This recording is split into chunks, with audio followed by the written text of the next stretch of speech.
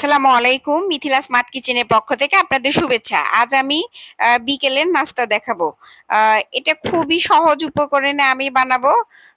আপনার বাসায় অবশ্যই ট্রাই করবেন। এই রেসিপিটার জন্য আমি নিয়েছি আতপ চালের আটা, দেখতে পাচ্ছেন। সাথে ধনিয়া পাতা, পেঁয়াজ, কাঁচামরিচ, লবণ এবং হলুদের গুঁড়া। আমি সবই অল্প অল্প পরিমাণে নিয়েছি।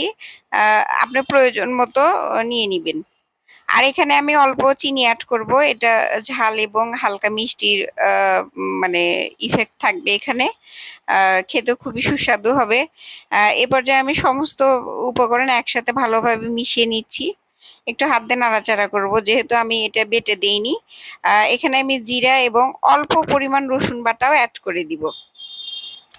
দিয়ে এবার ভালোভাবে মেখে নিব। মেখে নেওয়ার এই পর্যায়ে দেখতে পাচ্ছেন আমি আতপ চালের আটাটা এর মধ্যে মিশিয়ে নিচ্ছি। এখন আমি পানি অ্যাড করে দিব। এখন আমি অল্প অল্প করে পানি দিব, একদম একবারেই বেশি দিব না, যাতে একদম পুরো আটাটা ল্যাটকা হয়ে যায়। এটা একদম মিডিয়াম ডো করতে হবে, যেন আমি যে কোনো শেপ দিতে পারি।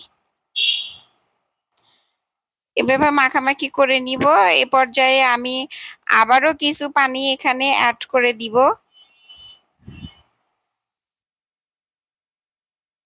আমার পানি অ্যাড করা শেষ। এখন আমি ভালোভাবে মেখে নিলেই আমার সেই ডোটা রেডি হয়ে যাবে। এটা ভাজা এবং রেডি করা এত সহজ, অবশ্যই বাসায় ট্রাই করবেন। এ পর্যায়ে আমি চুলায় একটা ফ্রাই প্যান উঠিয়ে দিয়েছি এবং পরিমাণ মতো তেল নিয়েছি। এটা আপনি ডুবো তেলে না ভেজলেও হবে, মিডিয়াম তেল দিয়ে ভেজে নিলেও হবে। আমি লো মিডিয়াম আছে সব ভেজে নিব, কিন্তু প্রথমে তেলটা একটু হাই হিট দিয়ে নিব। এরপর আমি যে কোনো শেপ দিয়ে তৈরি করে নিতে পারবো। আমি এখানে গোল শেপ দিয়েছি, আপনি আপনার প্রয়োজন মতো ছোট বড় শেপ দিতে পারবেন। মিথিলা স্মার্ট কিচেন যদি ভালো লাগে অবশ্যই আমার চ্যানেলটি সাবস্ক্রাইব করবেন, লাইক কমেন্ট করে পাশে থাকবেন। এরপর আমি উল্টিয়ে পাল্টিয়ে এটা ভেজে নিব।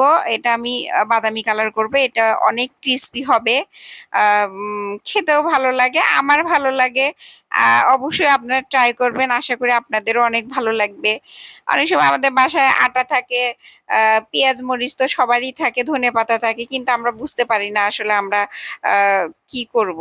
আপনি চাইলে কিন্তু ঝটপট এই সাধারণ রেসিপিটা খেতে বানাতে পারবেন, কিন্তু বিশ্বাস করেন এটা খেতে অনেক অসাধারণ।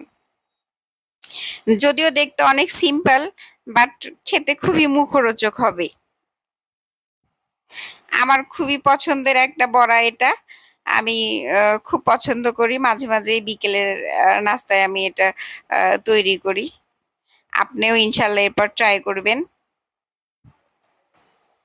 যখন আমার কালারটা এরকম হয়ে আসবে তখন আমি নামায় নিব।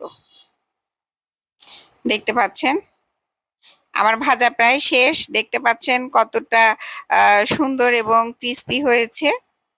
আল্লাহ হাফেজ।